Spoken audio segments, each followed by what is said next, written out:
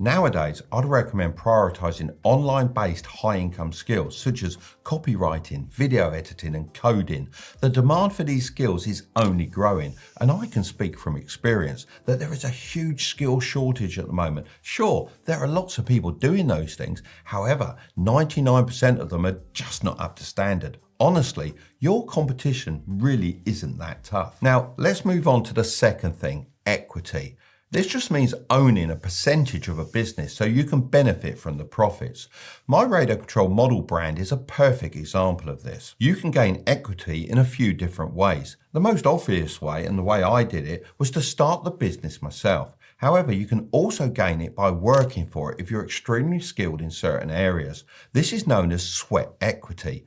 Lastly, you can purchase equity in certain businesses, although I wouldn't recommend this as much unless you have the skills that can help accelerate that business forward. My friend Simon Squibb often goes around in public telling people to start their own businesses or ask for equity from their boss. While I 100% agree with the sentiment, you need to have some self-awareness with this. Firstly, it's worthwhile working for someone to gain skills before starting a business of your own.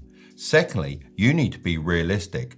I didn't think for a moment that I'd get equity in the carpentry business when I was an apprentice. So when you ask, make sure you have a solid case for why you deserve it and how you can add value to the business instead of just taking from it. You need to first focus on becoming someone worthy of equity. The main takeaway here is that too many people get blinded by money, forgetting the importance of skills and equity.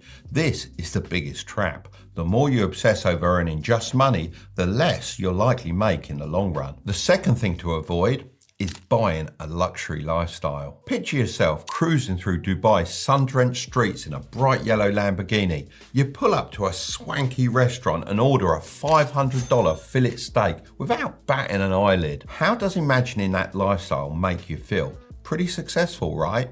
Well, here's the truth.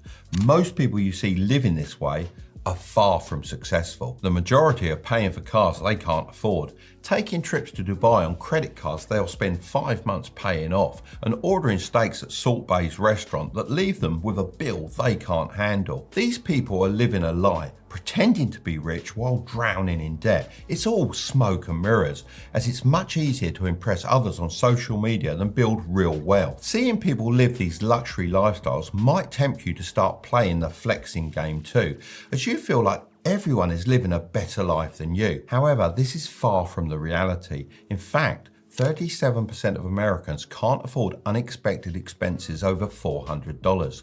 39% worry they can't pay their bills, and 60% of American households can't afford to buy a new car. Once you've made your millions, you can buy whatever you want. That's the point of becoming wealthy. However, in the early days, you can't live like a king and build wealth at the same time.